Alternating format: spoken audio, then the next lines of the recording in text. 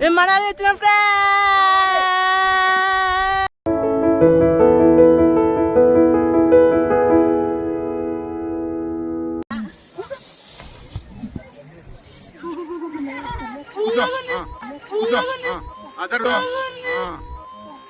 మంచి ఫ్రెండ్స్ ఎంత చల్లగా ఉందో.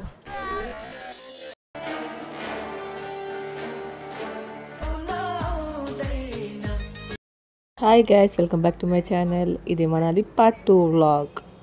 ఇప్పుడు మేము మంచు కొండల మధ్యలో వెళ్ళబోతున్నాం. అక్కడికి మంచు దగ్గరికి వెళ్ళబోతున్నాం. అక్కడికి బస్సెస్ అవన్నీ టెంపో బస్ అవి అలవ్ లేవంట. సో మేము ఈ టాటా ఏసీలో వెళ్ళబోతున్నాం. ఇప్పుడు ఎండ అయితే మంచిగా పోతుంది. సాయంత్రం అయితే మస్తు చల్లగా ఉంది ఫ్యాన్స్. మా వాళ్ళు ప్యాక్ అవుతున్నారు.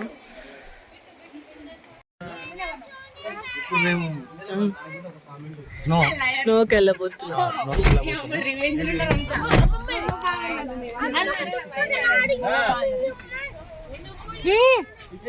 మంచు కొండలు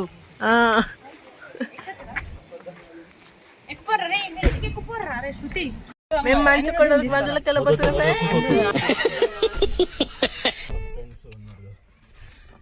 నా అవుట్ఫిట్ ఎవరికైనా కావాలంటే ఇలాంటి అవుట్ఫిట్స్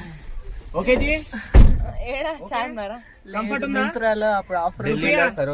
స్నో పాయింట్ దగ్గరికి అయితే స్టార్ట్ అయిపోయాం. మేము పోయే స్నో పాయింట్ ఎక్కడంటే రూతంగ్ పాస్. మొత్తం ఇది 1 వే లాగా ఉండడం వల్ల మాకు మోర్ దాన్ 1.5 hours పట్టింది. అండ్ మోర్ ఓవర్ ఏంటంటే మేము బస్సులో వచ్చాము కదా, అక్కడికి బస్సెస్ అలవ్ లేదు. ఓన్లీ ఇట్లా సుమో లాంటివి అవే అలవ్ ఉంది. ఇంకా 1 వే లాగా ఉండడం వల్ల కొంచెం టైం అయితే చాలా పడింది మాకు పోనీకి. మేము పోయేదాలో స్నో సూట్స్ తీసుకున్నాం. ఇవి రెంటల్ అన్నమాట. ఒక్కరికి 200 to 250 అయింది. మొత్తం మాకైతే అరౌండ్ 4000 to 5000 అయింది. విత్ షూస్ ఇచ్చారు వీళ్ళు. నాకేమనిపించింది అంటే షూస్ ఏం అవసరం లేదు అనిపించింది వాళ్ళు ఇచ్చిన తర్వాత, అక్కడికి పోయిన తర్వాత. అంటే అవి వేసుకుంటే కాళ్ళకు ఊపిరాడలే ఫ్రెండ్స్.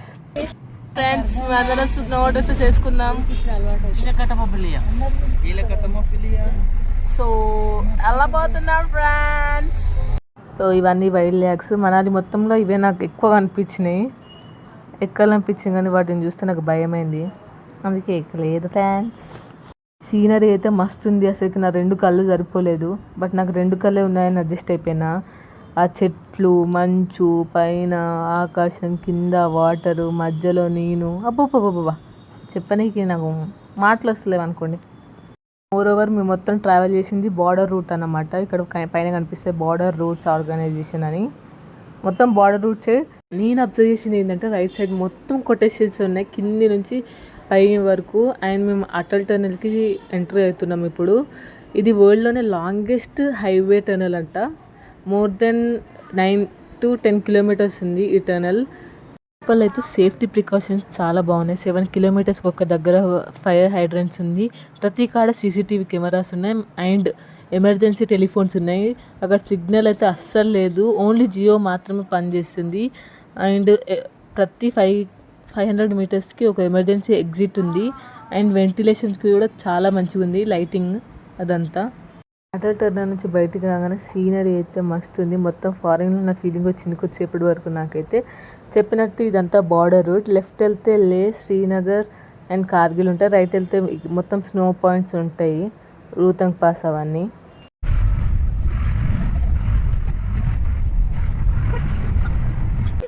మంచు కొండకు వచ్చేసాం ఫ్రెండ్స్. చెప్పలేడు హాయ్.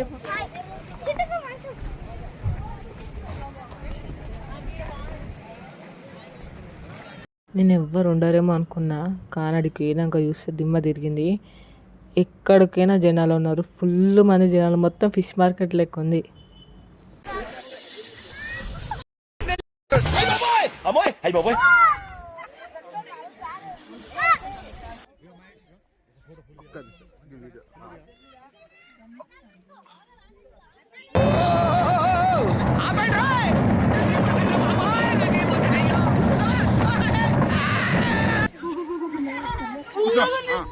ఎప్పుడైనా మీ ఫోటోలు దిగడం మర్చిపోయినా కానీ మా డాడీ అస్సలు మర్చిపోడు. బిడ్డ రండి ఫోటో దిగేరు అని ఒక్క పిలుస్తాడు. సో ఏడికైనా కానీ మా డాడీ పక్క మమ్మల్ని ఫోటో దించండి వదిలిపెట్టాడు. ఇక్కడ మీకు మేమందరం కలిసి ఫోటో దిగుతున్నాం. మా పిన్నిలో మా మమ్మీ మేము. మా అమ్మమ్మ పోగానే ఒక కాడ సెటిల్ అయింది. అమ్మ నేను పైకి ఎక్కలేనని. ఇక స్నో సూట్లలో మా వాళ్ళు మామూలుగా లేరు కదా, అందరు హైదరాబాద్ మోడల్లో లెక్కున్నారు.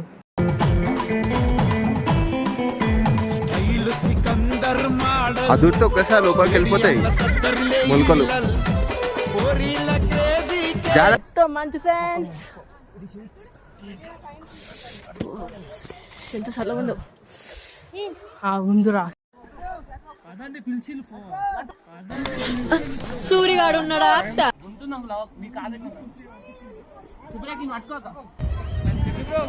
రిలాక్స్ గా ఊర్లో పనులను వదిలేసుకుని కొన్ని రోజులు టెన్షన్ వచ్చేసేయండి.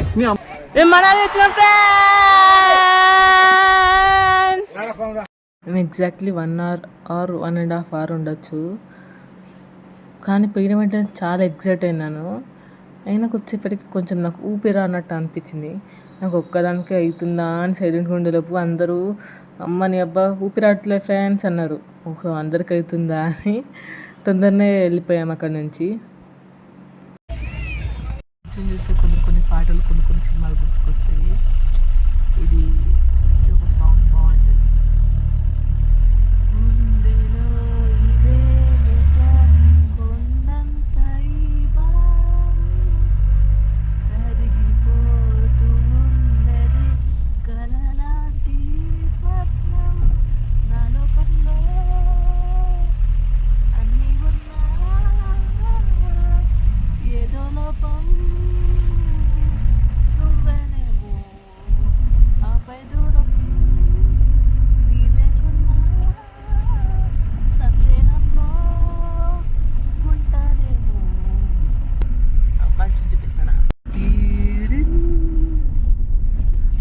ఇంకా సంతోషం సినిమాలో డైలాగ్స్ కూడా గుర్తుకొస్తాయి మంచిగా.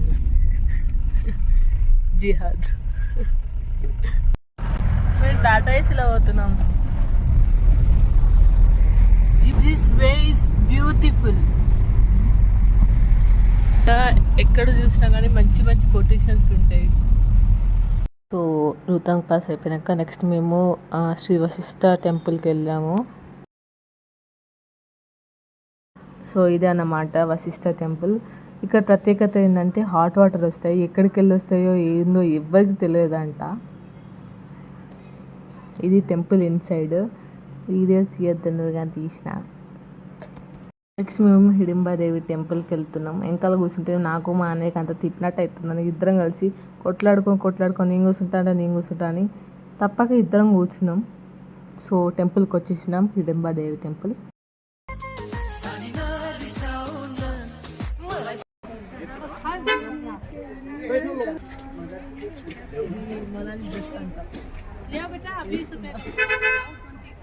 ఇప్పుడిప్పుడే మారుతున్న గంగా ముఖంని చంద్రముఖిని చూడండి.